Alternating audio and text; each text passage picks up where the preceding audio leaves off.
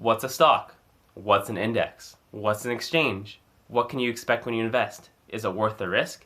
All that and more over here, guys. Welcome back to the channel. It's me, Adam. We're on episode 5 now, and this is Steady Invest. Thank you for all the support, guys. Make sure you like, subscribe if you haven't already, and leave a comment below. Investing in the stock market scares a lot of people. You're taking your hard-earned money and putting it into a stock that might go up, or it could go down.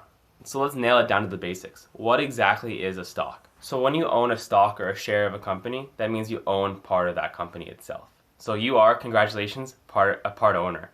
A small one, but nonetheless an owner. So why do companies do this? Why do they go from private to public? Because when they do and people buy stock, it gives them money to grow and expand.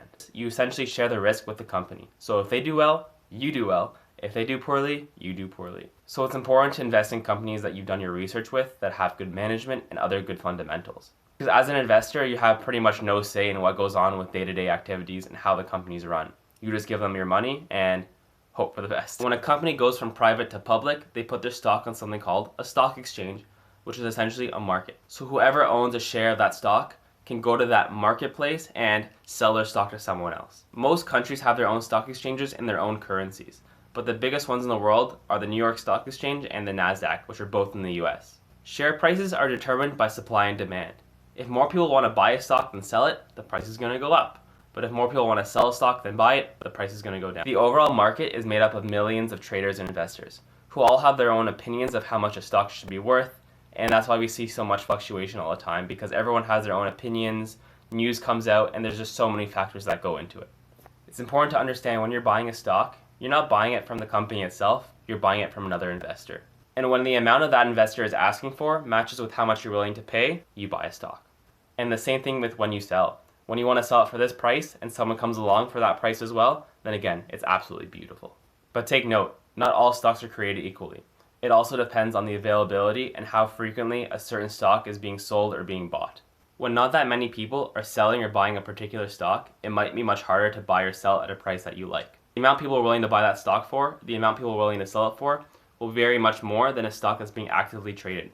Stocks, however, are much more liquid than, for instance, real estate.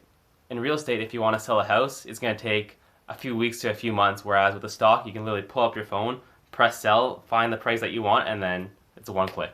Then you have the S&P 500, the Dow Jones, and the Nasdaq. And I remember as a kid always seeing these names and being like, what do these mean? Each one of them is an index, or a basket of stocks, which represents a benchmark of the American stock market. Essentially, when people say the market did well today or the market went down, they're usually referring to these 3 benchmarks. The Dow Jones is comprised of 30 different major companies in the US that represent different sectors. So you'll have gas, oil, technology, finances, and so forth.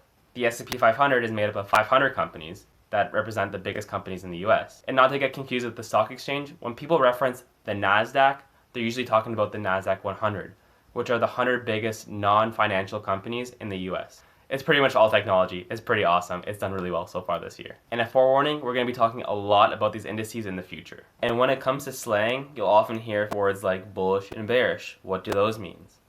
So when you hear someone say, I'm bullish on this stock, that means the overall sentiment that investor has is that it's going to go up. And when someone says they're bearish on a stock, they think that stock is going to go down. So think of it like this. A bull will thrust its horns up, whereas a bear will swipe down. These actions are related metaphorically to the movement of the market. There's so many variables and so much to consider when stock picking, and we're just getting started, guys. Thanks for watching. This is Adam. You're watching Steady Invest, and I'll see you in the next video.